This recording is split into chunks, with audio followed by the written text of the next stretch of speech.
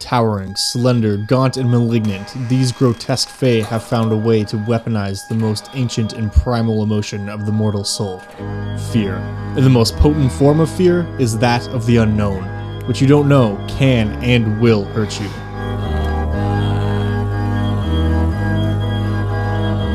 Hello and welcome to a brand new episode of Monster of the Week, the show where we dig up old creatures from past editions of D&D and other related tabletop games and bring them to light for use in your 5th edition Dungeons & Dragons campaign. I'm your host Josiah, also known as Dungeon Dad, and today we are going to be talking about a creature who actually comes to us from Pathfinder. I figured it had been quite a while since I talked about something from Pathfinder as well as some sort of fae, so today's creature actually fulfills both of those conditions. The Bogeyman comes to us from Pathfinder's Bestiary 3. Its true form is that of a slender, medium, humanoid-like creature. However, it can take all manner of different forms. It's most commonly depicted wearing a long, dark trench coat and some sort of top hat. However, despite what it may look like to try to blend in with society, this creature is much more than a simple bump in the night. The Bogeyman is actually quite unironically creepy and is an excellent tool to creep out your players, especially in a horror-themed adventure, but also provides a lot of good RP opportunities and has tons of story potential. On top of that, it has some really fascinating abilities and just generally plays with the concept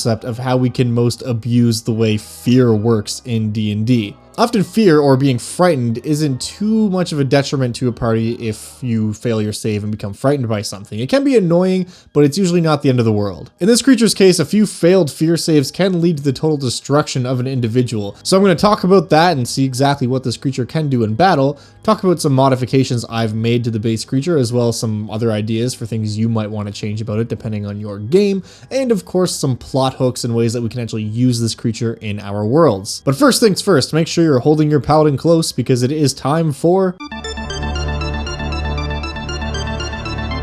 This creature is extremely stealthy. It wants to hide in the shadows as much as possible and will only really reveal itself if it absolutely has to. It can turn invisible at will as a spell-like ability, as well as turn into a gaseous form, and this makes it extremely hard to pin down in the middle of a fight. But not only that, it also allows him to stay hidden within a town or even a person's house for days, weeks, even years at a time without being detected, at least not by your average run-of-the-mill citizen. It has access to other spells as well, such as Fear, Darkness, Sleep, Suggestion, Hold Person, and of course Phantasmal Killer, because what would a Bogeyman be if it couldn't kill its victims by causing them to have crazy, terrible nightmares and horrific visions? Unfortunately for its victims, it can only cast Hold Person and Phantasmal Killer up to 3 times per day, but it is going to get a crazy amount of mileage out of those 3 castings. All of these spells are just used and build up its kit to torment and sow fear amongst mortals. And this all kind of leads up to its main attack or way of dealing with enemies,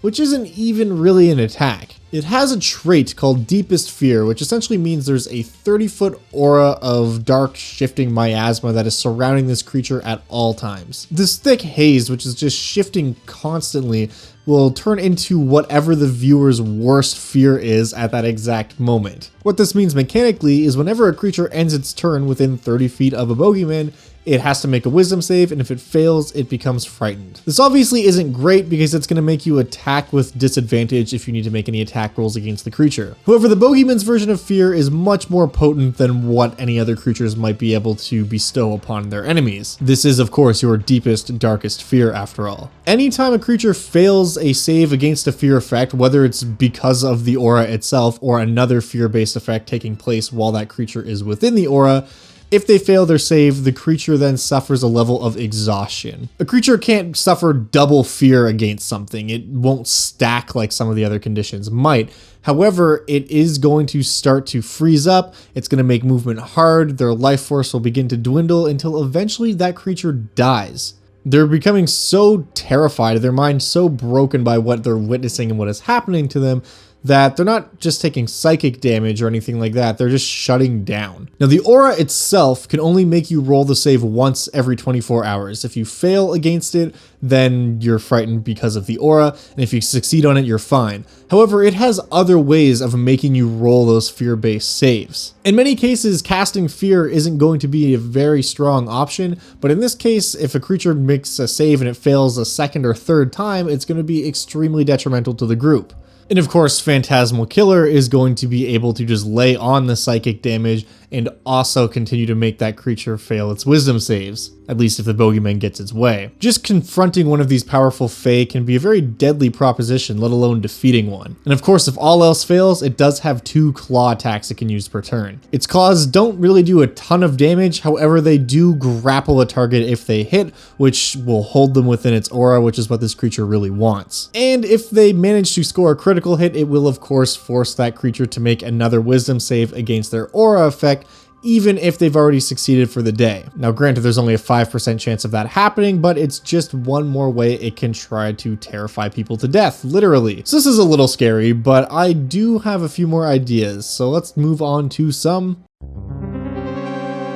The very first thing I did with this creature when it came to adding new abilities was I gave it the ability to cast the Dream spell once per day. If you're not familiar with the Dream spell, it basically allows the creature to haunt the dreams of someone. It can be used in a benevolent way to just deliver a message, something like that. However, the Bogeyman is going to use the nightmare part of this spell, which will cause the creature to be racked with terrible nightmares, take a bit of psychic damage, they lose the benefit of their rest, becoming exhausted slightly, and it also gets to torment them in the way that the Bogeyman loves to do. Now, this is only a once per day spell, but I felt like this was so on theme, I was surprised it wasn't already in there somehow. And with that theme of creepiness in mind, I gave it the Minor Illusion spell as well, so it can kind of create some dissonant whispers within the room, or make some literal bumps in the nights. There's sounds that would mess with its target so that it can build up that sense of fear. This is good for roleplay in general, but also because, as we'll get more into in the plot hooks, these creatures literally feed on the fear of mortals, so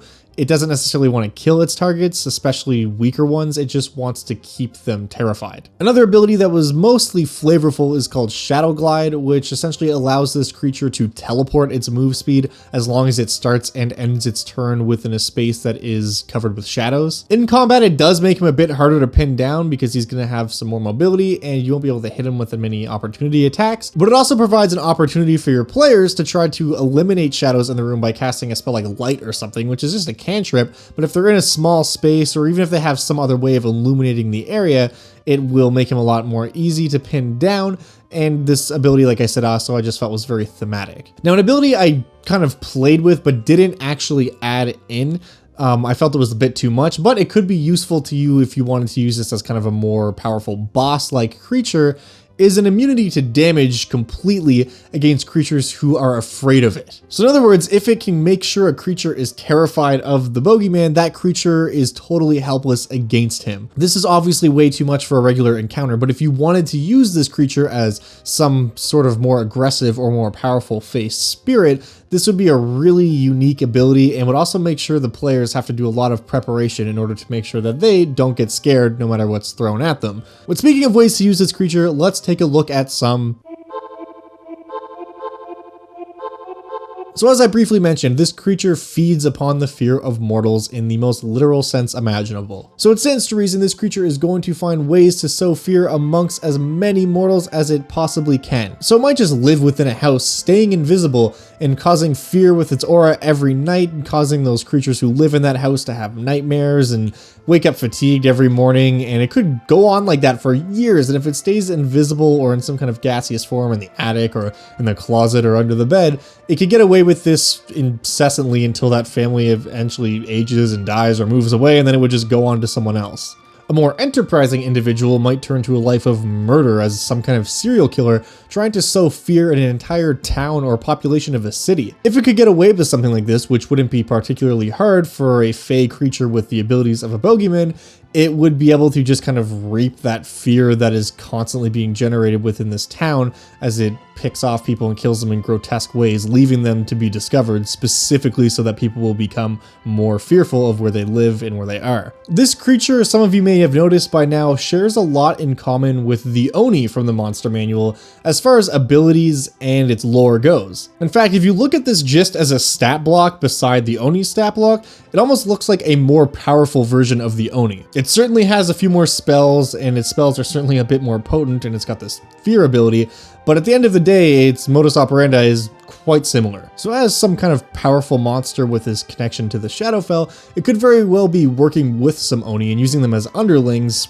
so it can, again, spread its fear throughout even more of an area, maybe a larger town or city. Maybe the party investigates some kind of Oni attack or what they suspect is an Oni invasion in some kind of house and discover one or two or more of them working together, which they then, upon researching, find out is really weird because they're usually solo creatures. As they follow this train of thought, they unravel this whole network of like 4 or 5 Oni that are wreaking havoc across this town, only to realize they're all being controlled by one shadowy master who is in fact the Bogeyman. You could even throw some kind of classic trope in there like children going missing, which might be something they feel like they've seen before, and then throw this twist on it. I mean, if you wanted to go for something really dark, perhaps the Bogeyman is kidnapping children and keeping them locked up so that it can use them as a constant source of fear so that it can easily attain lots of power and nourish itself. If the party encounters a Bogeyman in its lair, maybe it gets a few extra abilities because it has all these children locked away and it's using them to constantly fuel its energy. This might also add in some complications because then the party can't literally burn down the house without threatening the lives of these kids. If you want to go for something a lot more mystical, maybe it's just some kind of dark ancient spirit that's been trapped beneath a well in the center of town. It could whisper to passers-by, hoping that someone will hear its voice and undo whatever ritual was done to seal it away. Maybe it tries to tempt the party and fool them into letting it out, and if it's able to do so, the party then has to try to fix their mistake. Or maybe they just live with it, who knows, players are unpredictable, but in any case, that could be a good adventure hook. Or maybe it simply tricks a townsperson, like the local blacksmith or something, into freeing it, and then the party comes into town and has to help out with whatever's been happening because of the release of this creature. Or maybe the party has slighted him in some way and he comes back to cause nightmares and wreak vengeance upon the party, ultimately ending in a big confrontation with him. In any case, I think the key to playing this monster is build up and good roleplay. We all know that every monster like this is a little bit less scary once it's been revealed and we actually see what it looks like, so keep your players in suspense. If a Bogeyman seriously thinks there's a threat to its person and it's going to be discovered or destroyed and it doesn't want to be, it's gonna retreat and come back to fight another day. It should always have the drop on whoever it's going against unless the party actually tracks it back to its lair. And in certain situations, if it has the drop on the players and it's able to take them out easily and doesn't consider them much of a threat, it might not even kill them because they're just gonna go back to town and talk about how they got absolutely destroyed by this Bogeyman, and that's going to really demoralize the town, thus sowing more fear, thus feeding into the Bogeyman's ends. So this kind of creates a bit of an out for you as a DM, because instead of a TPK, you could simply let them live, which then gives the party a chance to kind of research and figure out what they want to do and then go back and encounter this Fae kind of on more even footing. Because these creatures can be extremely lethal against a party that isn't prepared to face them, which is how it should be. And this creature is one of those creatures you're going to want to play somewhat optimally, even just really using all of their spells and powers to the best of their ability, because that's how they survive. And in a straight up slugfest, they're not going to be very powerful. Ultimately, I love these guys just because they fall into that unique niche of creepy creatures that will be super memorable if you play them well. Just play them on their strengths and keep things to a slow build and you'll be fine. So if you've ever had a creature like this used on you, or if you plan on using this in the future, please tell me about it in the comments below. I'm interested to see what kind of plot hooks you guys can come up with for this thing. And as always, if you do plan on running this creature, there's a link to a stat block in the description below. It's a Google document. You'll find everything you need there to run this guy fully and completely.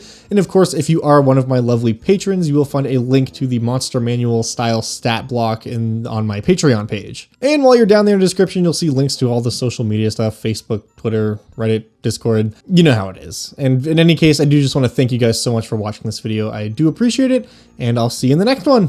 Until then.